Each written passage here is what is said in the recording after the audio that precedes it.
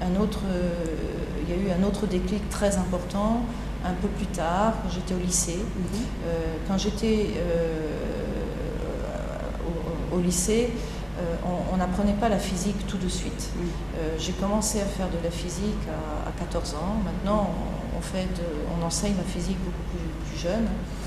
Et j'ai eu un professeur de physique absolument fantastique, qui, encore une fois, effectivement, faisait des expériences devant la classe. Et vraiment nous enseignait la physique, mais vraiment l'a fait aimer. Et cette femme a joué un rôle très important, parce que c'est à cause d'elle que j'ai voulu faire de la physique, que j'ai vraiment été intéressée par cette science. Et ce qu'il faut savoir, c'est que cette professeure, pour ses cours, s'inspirait des cours de Marie Curie. Marie Curie avait mis au point, avec d'autres scientifiques, des cours à destination en fait, de leurs enfants pour leur donner un enseignement très bien pensé de la physique et de la chimie au début du XXe siècle. Et ce professeur, en fait, a été très marqué par les enseignements de Marie Curie et donc utilisait ces méthodes d'enseignement. Et bon, ça m'a marqué, je veux dire. Ça a vraiment été quelque chose d'important. Et je pense que ma génération et la précédente, je pense que beaucoup de femmes scientifiques ont été marquées par, d'une façon ou d'une autre, Marie Curie. Évidemment, Marie Curie a fait sa carrière scientifique en France. Maintenant, il y a un siècle, on peut dire c'est vieux. Mais bon, d'abord, c'est la première femme qui a fait ça. Mais elle a marqué vraiment toutes les générations qu'on suivit. Je ne sais pas si on peut dire maintenant que les générations actuelles de femmes ont l'influence de Marie Curie. Mais ma génération et celle d'avant, c'est le cas.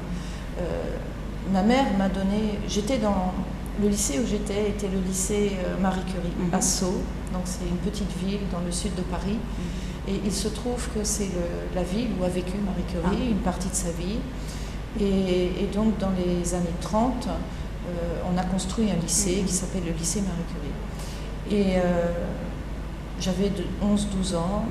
Ma mère m'a donné un livre qui avait été écrit par sa fille sur la vie de sa mère. Ça s'appelle Madame Curie.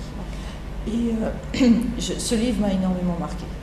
Et j'étais fière d'aller dans ce lycée. J'étais très fière. Et ça, c'est vraiment quelque chose qui m'a beaucoup marqué. La lecture de ce livre.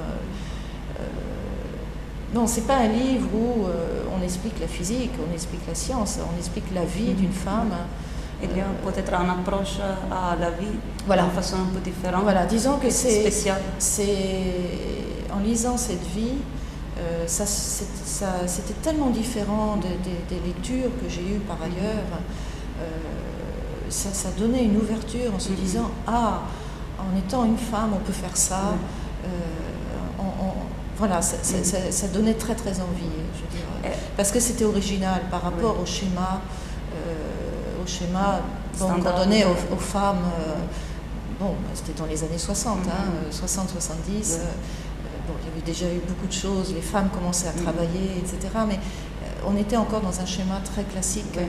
Et là, de lire ce livre, j'avais 11-12 ans, ça donnait une ouverture en se disant on peut vraiment avoir un parcours, ça a beaucoup monté.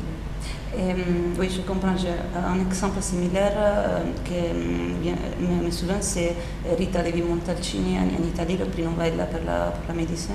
Elle a fait des choses au début du siècle, et c'est quelque chose d'impressionnant. Vous avez vu dans votre vie, votre vie s'est passée un peu entre comme la vie de Marie Curie ou...